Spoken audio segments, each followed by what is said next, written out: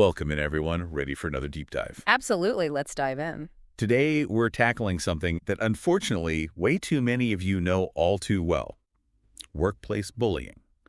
We'll be exploring the issue using insights from Rick Caniglia's Surviving Workplace Bullying. Yeah, it's a really practical guide, actually. It is. And in this deep dive, we're going to unpack what workplace bullying actually looks like, the serious impact it can have, and most importantly, how you can not just survive it, but thrive afterward.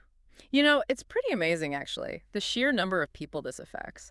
We're talking millions of employees around the world who experience bullying at work. It's really shocking, right? And it's not always what you'd think either. Yeah. You might picture like, yelling and aggression. Right. But Caniglia points out that a lot of the damage comes from these much subtler tactics. Oh, for sure. So let's get into that. What does this sneaky bullying actually look like? Well, picture this. You're constantly being excluded from important meetings, even though you have the expertise. Or you're getting, just this never-ending stream of negative comments disguised as feedback, which really chips away at your confidence. Ugh. Or maybe your work is subtly sabotaged, setting you up to fail.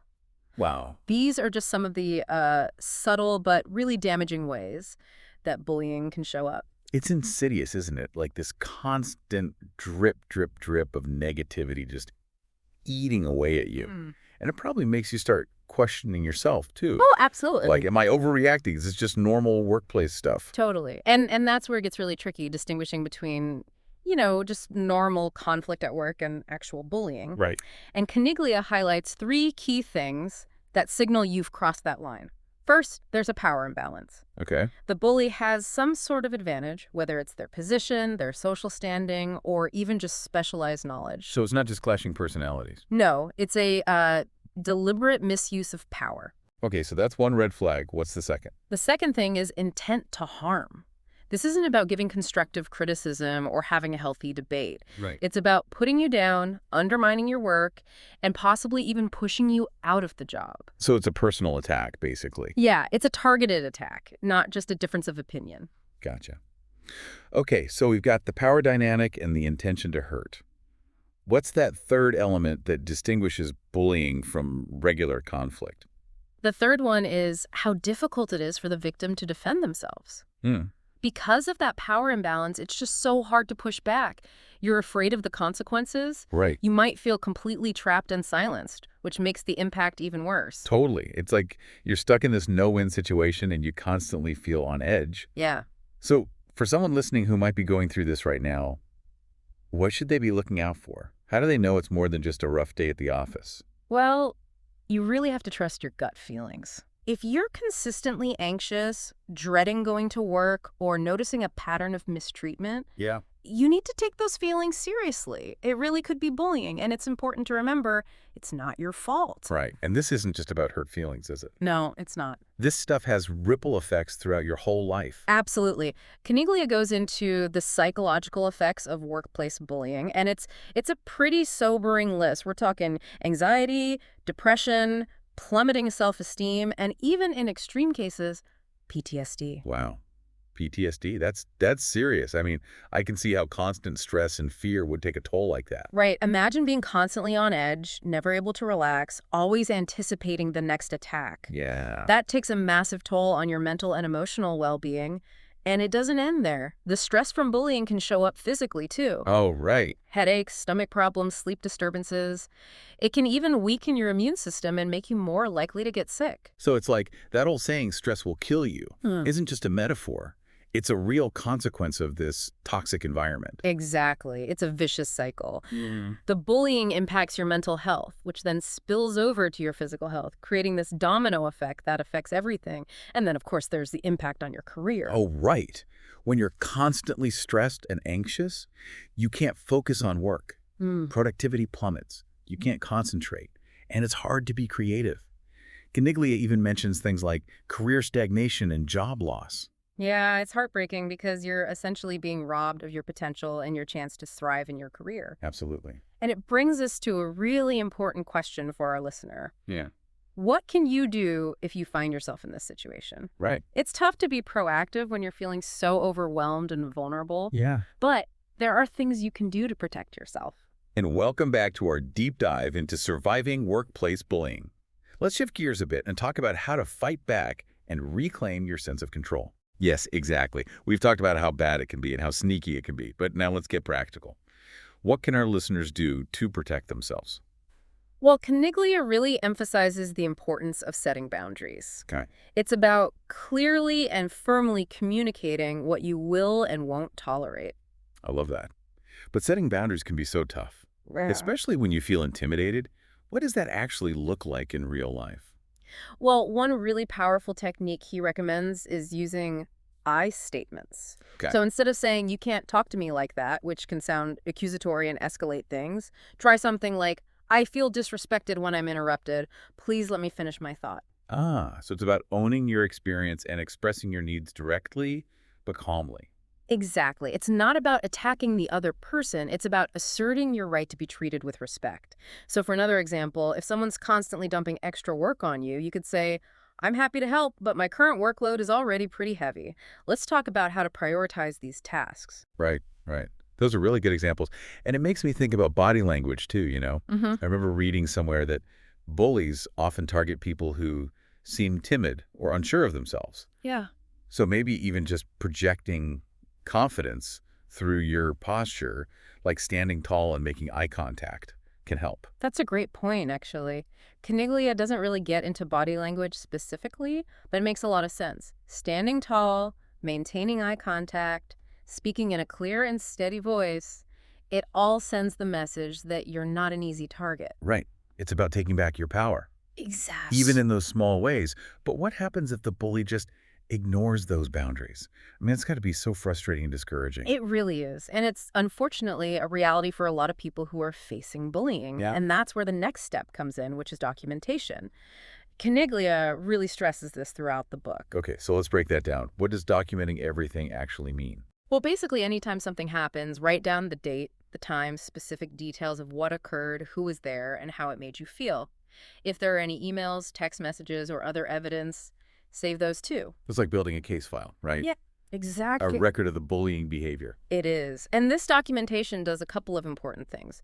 First, it helps you see the pattern of abuse, which can be really validating if the bully tries to gaslight you. Yeah. And second, it can be absolutely crucial if you need to report the bullying to HR or even take legal action. Right. Speaking of seeking help, that's often the hardest part for people, isn't it? It is. It's tough to speak up, especially when you feel vulnerable and you're worried about retaliation. It's totally understandable to feel hesitant, but it's so important to remember that you don't have to go through this alone. There are resources out there, both inside and outside of your workplace, that can give you support. So let's start with internal options like HR or your manager. Okay. Now, I know some companies have great HR departments that really advocate for employees, but others, not so much. How can our listener know if going to HR is a good idea in their situation? That's a really good question. You have to consider your company's culture and policies. Yeah. If there's a clear policy against bullying and a system for handling complaints, it's worth looking into. But if you're in a toxic workplace where those things get swept under the rug, it might be better to seek help from outside. Okay, that makes sense. Yeah. And even before you go to HR, that documentation is key. Oh, absolutely. Yeah. Having those records shows that you're serious, that it's not just a complaint, but an actual pattern of behavior. And it strengthens your position if the bully tries to deny or downplay things. So it's like you're arming yourself with evidence. Exactly. Okay, what about external options? If talking to someone internally isn't possible or hasn't worked, what else can our listener do? Well, there are several external resources available. In the U.S., there's the EEOC, the Equal Employment Opportunity Commission, which investigates workplace discrimination and harassment. Right. In Australia, you've got the Fair Work Commission, and in Canada, it's the Ministry of Labor. Okay. And those are just a few examples. Most countries have similar agencies. Those agencies sound really helpful if you're facing serious violations of your rights. But what about just emotional support? This whole experience can be so isolating. It really can. And that's why support groups can be so valuable.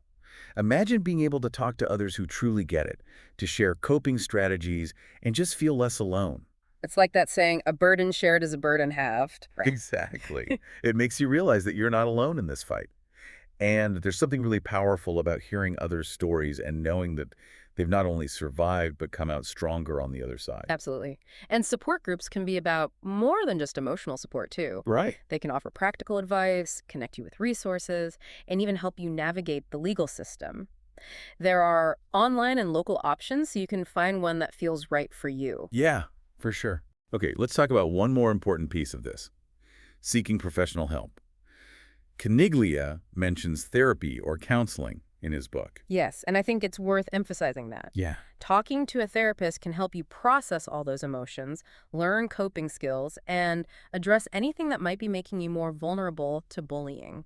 It's a safe space to work through it all. Right. It's like having a guide to help you navigate this really complex emotional landscape. It is. And I imagine it can be helpful to get an outside perspective, someone to help you challenge all those negative thoughts that can creep in. Oh, absolutely. It's so easy to internalize those messages and start believing things like, it's my fault, or I'm not good enough, or even, I deserve this. A therapist can help you recognize those as lies and replace them with truth and self-compassion. So it's not just about surviving this. No. It's about thriving afterward and coming back stronger. Exactly. And that's exactly what we'll be exploring in the next part of our deep dive. We'll look at strategies for building resilience, reclaiming your self-esteem, and creating a brighter future for yourself. And we are back for the final part of our deep dive into surviving workplace bullying. We spent the last two parts exploring the dark side of this, but now we get to focus on the light at the end of the tunnel, so to speak. Exactly. And it's important to remember that healing doesn't mean erasing the past. Right. It's about integrating that experience into your story and using it to grow and transform. I love that. So where do you even begin to rebuild after going through something like this? Well, Caniglia says the first step is reflection. Okay. You have to acknowledge the impact that the bullying had on you, process all those difficult emotions, and challenge any negative beliefs that you might have internalized. Yeah, it's so easy to start blaming yourself, thinking maybe it was my fault, or maybe I'm just not good enough. It's like those toxic messages really get stuck in your head. Exactly. And that's why reflection is so important. It's about taking back your own narrative, separating yourself from the bully's lies, and reminding yourself of your worth. Journaling can be a great tool for this, just getting all your thoughts and feelings out without judgment, or talking to a trusted friend, family member, or therapist. I found that even just recognizing those negative thoughts and saying, wait a minute, that's not true, can be really powerful. Oh, absolutely. It's like breaking free from those mental chains. It's about reclaiming your power and choosing to define yourself instead of letting the bully define you. And once you've done that inner work, you can start looking outward, setting new goals, and creating a vision for your future. Okay, so you've reflected, challenged the negative thoughts, and started looking ahead. What does that creating a vision part actually look like? It's about rediscovering your passions, figuring out what really brings you joy, and then setting goals that are aligned with that. Maybe it's finally time to pursue that old dream that you put on hold, or maybe it's about exploring something completely new that excites you. Right. It's like giving yourself permission to dream again, to picture a future where you're not just surviving but thriving and doing work that you genuinely love. It doesn't have to be a huge career change either. It could be something as simple as taking a class, pursuing a hobby, or even just making small adjustments in your current role. Exactly. It's those small steps that prove to yourself that you can make positive changes and build a life that feels authentic. So as you're rebuilding and moving forward, I imagine your support network becomes even more important, right? Oh, for sure. After going through something as isolating as bullying, it's essential to reconnect with the people who care about you. It's about leaning on loved ones, those friends and family who uplift you. And maybe even finding a mentor who can guide you. And don't forget support groups. Yes. They can be such a source of connection and encouragement. Sharing your experiences with people who really get it can be so powerful. Yeah. It's that sense of community and understanding that can really make all the difference. You realize you're not alone and that there's hope for healing. As you're rebuilding that support network, it might also be a good time to develop new skills or explore different opportunities. Right, because if the bullying has impacted your career, you might need to change things up a bit. Exactly. It's about taking stock of your skills, seeing where the gaps are, and then finding ways to fill them. Maybe there are online courses you can take, workshops, or even certifications you could get. And networking becomes even more important at this stage too, doesn't it? Absolutely. It's about connecting with people in your field, going to industry events, or reaching out to people on LinkedIn. Yes. Networking can open so many doors and introduce you to people who can support you. Don't be afraid to ask for advice or informational interviews. You never know what connections you might make. So true. And throughout this whole process, there's one essential thing we can't forget: self-care. Oh, that's crucial. Self-care is the foundation of everything. It is. It's about putting your physical and mental health first, recognizing that you can't pour from an empty cup, as they say. Exactly. So make sure you're getting enough sleep, eating well, moving your body in ways that feel good, and finding healthy ways to manage stress. And don't hesitate to seek professional help if you need it. Whether it's therapy, counseling, or support groups, remember, asking for help is a sign of strength. It is. And it's important to remember that healing isn't always a straight line.